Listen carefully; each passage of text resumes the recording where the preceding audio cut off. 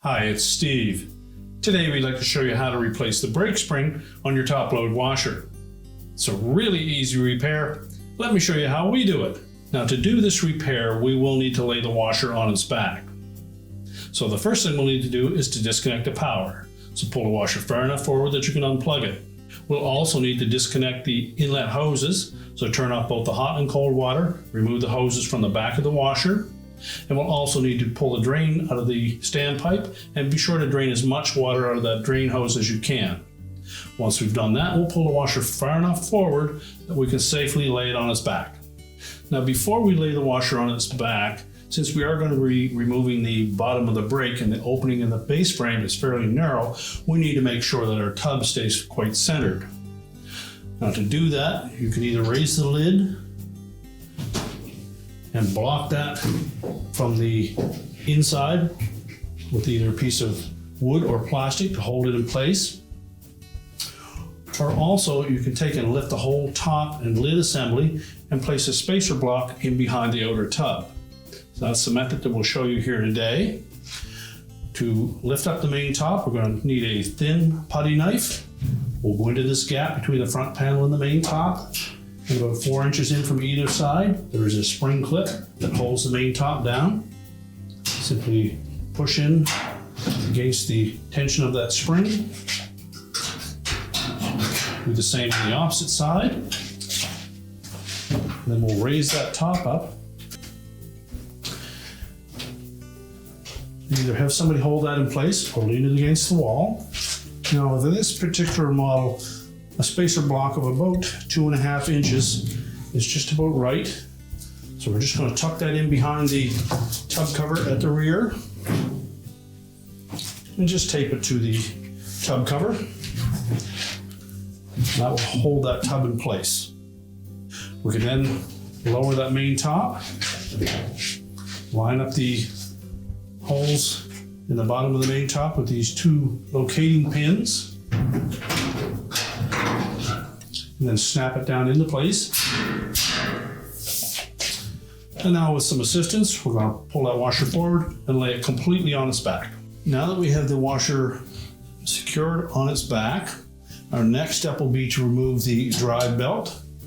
Simply roll that off of the pulleys and set that aside. Now next we need to get the main drive pulley off. So first we'll remove that dust cap, and underneath that you'll note that there is a clip that is snap over the end of the lower shaft. So using a flat blade screwdriver, I'm just going to pry that clip off.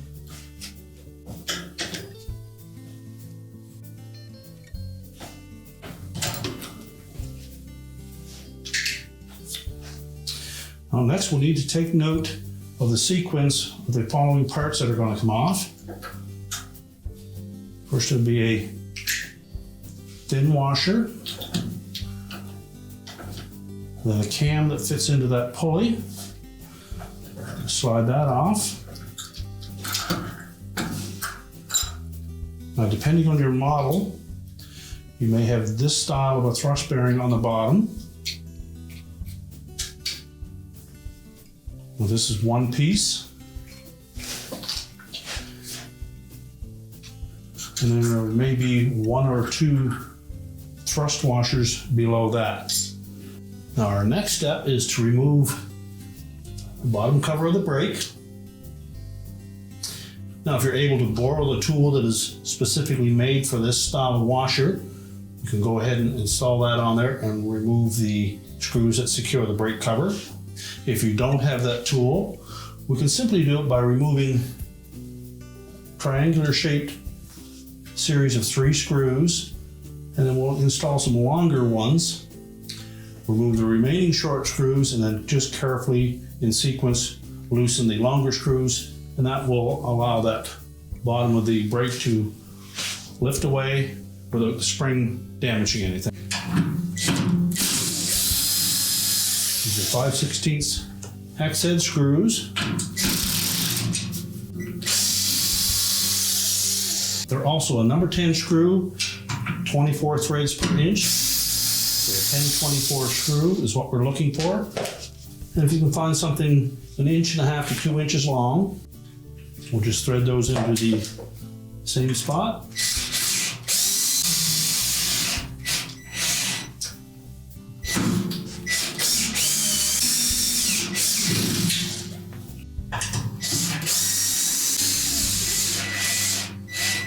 Now with the longer screws in place, we'll just remove the remaining short ones.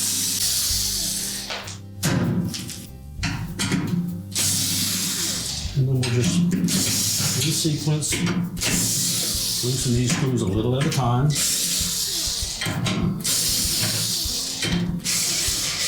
Now if you note that brake cover is binding on that opening in the base frame, you may need to open up the lid and either increase or decrease the size of the block that you have supporting that tub to either tilt it up or lower it down to allow it to come through there easily.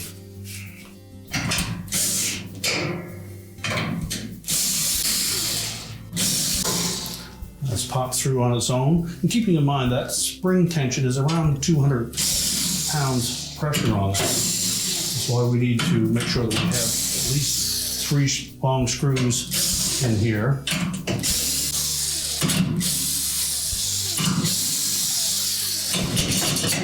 And once we've reached the end of that spring travel,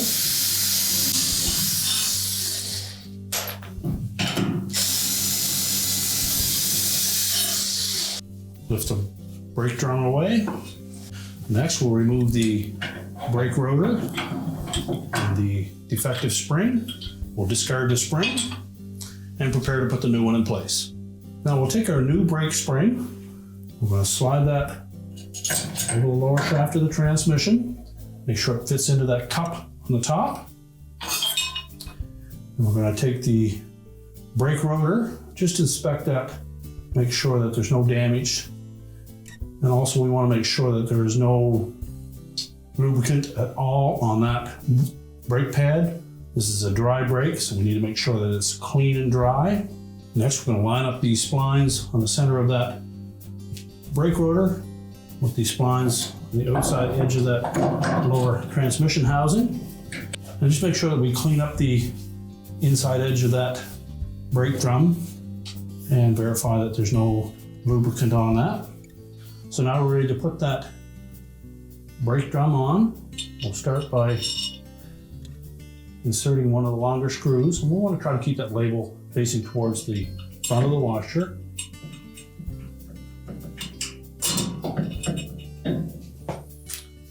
And again, we'll put these on in a triangular pattern.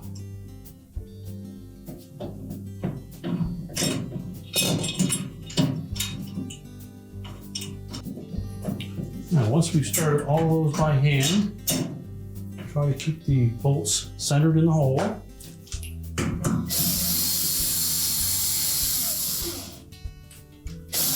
then we'll start to tighten them down.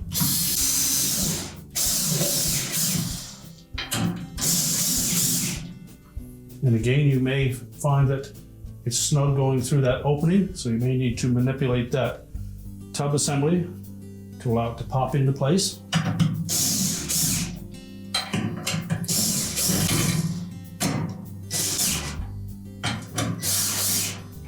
Now, once we're up above the base frame, we should be able to start those shorter screws. Now, once we've got those shorter ones started and are part way in, you can go ahead and remove the long ones again and replace them with the remaining short ones.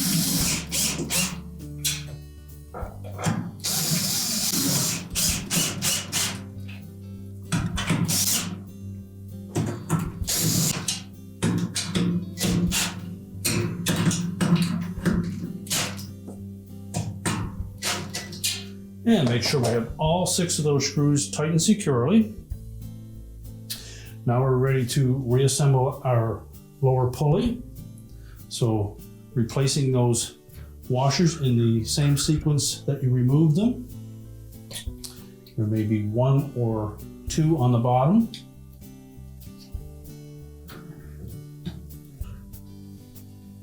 And if we look at the drive pulley, you'll see that there are a couple of ribs on the outside of that hub. And those will be our indicator points for making sure that we have the brake set properly. If we've reused the parts in the same order that we removed them, there should not be any issue. So next we'll place the cam into position. Now it splines to that shaft. Now when we place that cam into the hub of that pulley, that arrow should be pointing away from these 3 inner tabs. And this will be used to indicate whether we have the whole assembly back together properly and adjust it properly. Now next we'll take a flat blade screwdriver. You're just going to grab that little groove in that lower shaft to make sure that we pull that down far enough. Next we'll place that thrust washer on top of that. And then we need to put that E-ring back in place. So make sure that washer is not sit down into that groove. And with a pair of adjustable pliers, we'll pop that E-ring into place.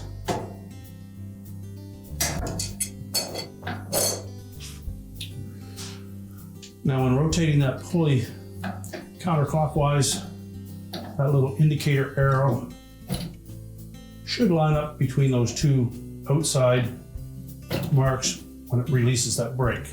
It's a little difficult with it laying on its back, so you may need to do it a couple of times to make sure that that tub spins, but you should meet that resistance fully in this area here.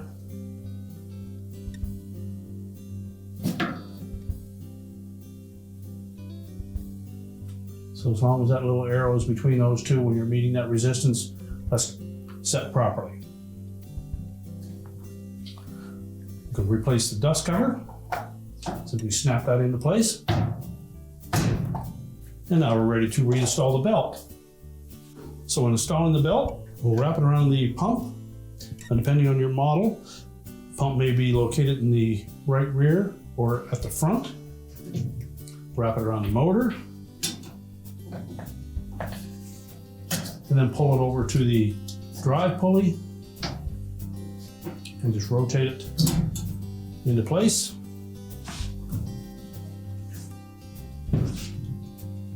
And now we're ready to stand the washer back up. Now that we have the washer back on its feet, we're next going to lift up that top again.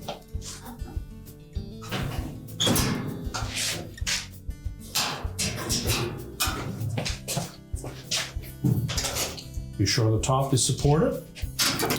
We'll remove our spacer block. Lower the main top back down again, making sure that we line up those locator pins.